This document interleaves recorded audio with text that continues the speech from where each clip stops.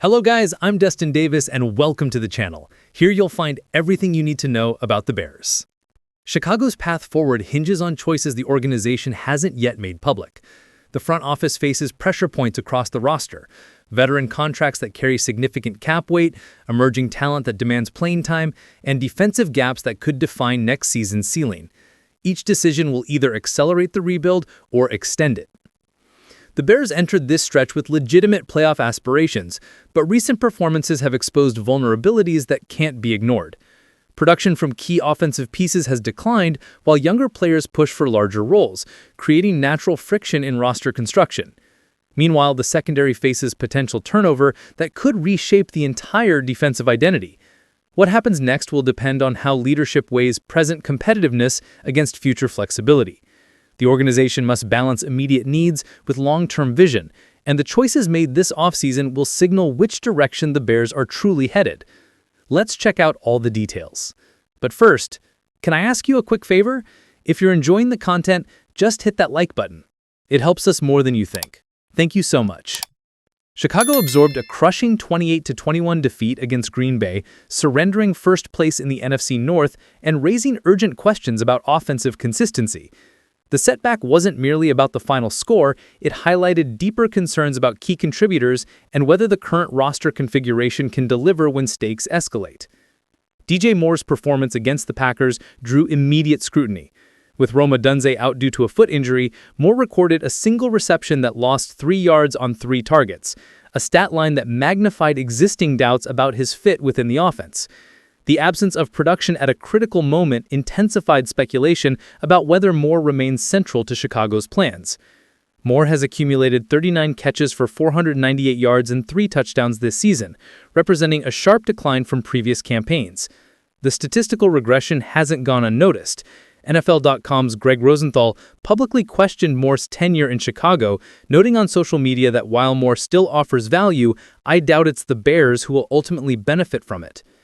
In July 2024, Moore signed a 4-year extension worth $110 million that keeps him under contract through 2029, though the deal hasn't fully activated yet. That financial commitment creates complexity. Trading Moore would generate approximately $28.5 million in cap relief for 2026, but extracting meaningful draft compensation in return presents significant challenges given the contract's size. The Bears landed Moore in a March 2023 blockbuster with Carolina, surrendering the #1 overall pick in exchange for Moore, the Panthers' 2024 first-rounder, and additional assets. That 2024 selection became the top pick again and was used to draft Caleb Williams, making the original trade a cornerstone of Chicago's current direction. Moore's first Chicago season with Justin Fields yielded 96 receptions for 1,364 yards and 8 touchdowns. During Caleb Williams' rookie campaign, Moore caught 98 passes for 966 yards and 6 scores. His 2025 numbers reflect further deterioration, raising legitimate questions about scheme compatibility and quarterback chemistry. Moore's contract limits the pool of potential trade partners. Chicago shouldn't anticipate substantial draft capital in any deal, though the cap savings would provide meaningful flexibility for a franchise juggling multiple roster priorities. Moore posted 3 1,000-yard seasons across his first 5 NFL years in Carolina, demonstrating he can thrive as a top perimeter option, just potentially not within Chicago's current offensive framework. Looking ahead, the organization is already positioning itself for future roster upgrades that could reshape the defense. Organizations build championship windows by planning beyond the immediate season. Chicago's ability to land Caleb Williams, a process that began years before his actual selection, demonstrates the value of long-range roster construction. That same philosophy appears to drive current scouting efforts, as the Bears track prospects who won't be draft eligible until 2026. Sources indicate Chicago sent a substantial contingent to observe the Texas-Ohio State game, and that presence wasn't coincidental.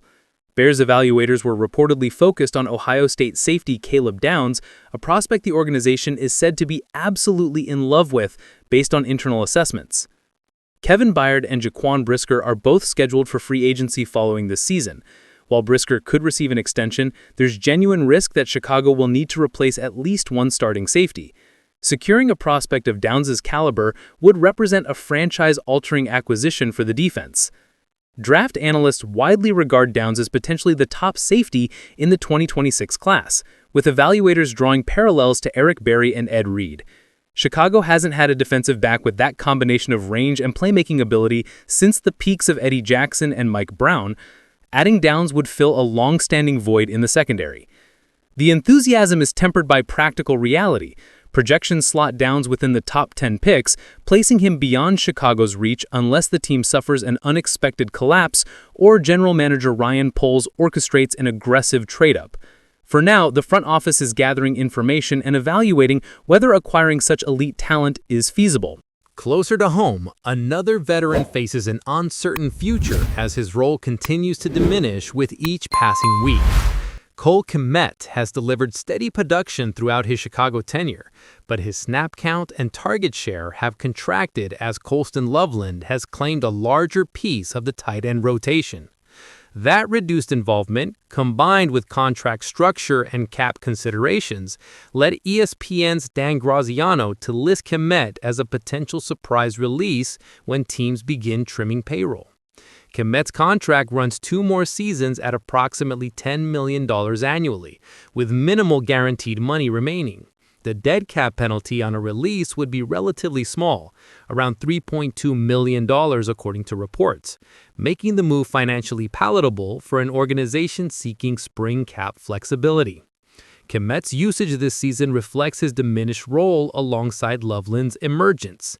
His production totals and per-game averages have fallen to levels approaching his rookie season, strengthening the argument that his contract represents one of the more expendable salary commitments on Chicago's books. Chicago could attempt to trade Kmet for draft compensation, though tight end markets typically offer limited returns. Alternatively, the Bears could release him outright to free modest cap space.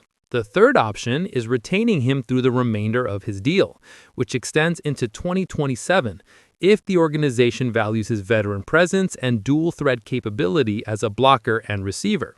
Kmet's fate likely hinges on how he finishes the year. If he reclaims a meaningful role and demonstrates continued value as a complementary piece, the front office may prioritize continuity. If his usage remains limited behind Loveland, releasing him or trading him becomes a logical step towards rebalancing salary commitments and roster needs.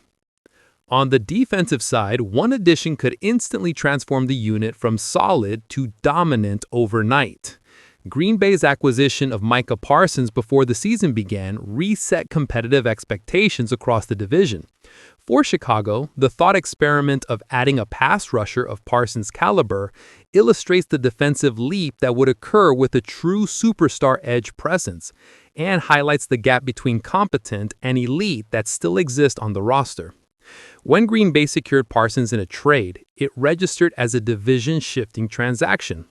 Parsons has maintained elite production in his new environment, accumulating sack and tackle totals that underscore his disruptive impact through the season's early weeks.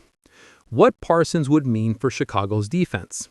Pairing Parsons with a Dennis Allen-led front would give Chicago a generational pass rusher, a player who consistently delivers double-digit sack seasons and whose versatility in rush, run defense, and coverage forces opponents to adjust entire game plans. That type of addition would immediately elevate Chicago's pass rush strategy and maximize the effectiveness of surrounding pieces.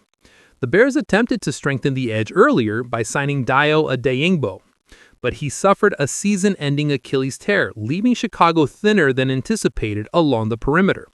Acquiring Parsons wouldn't merely replace lost production, it would vault the unit from competent to dominant overnight. Engineering a trade for a player of Parsons' caliber would require enormous draft capital, and Green Bay's willingness to acquire him indicated no intention of relinquishing him easily.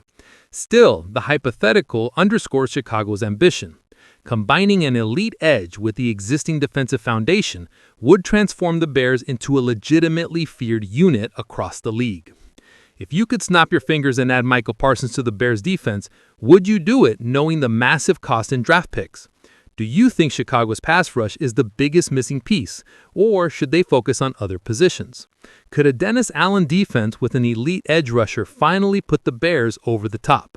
Leave your opinion in the comments. Let's discuss the best ideas. Give us a thumbs up and subscribe. Join the community for exclusive daily content. We're here to keep you updated with everything going on in Chicago. See you next time.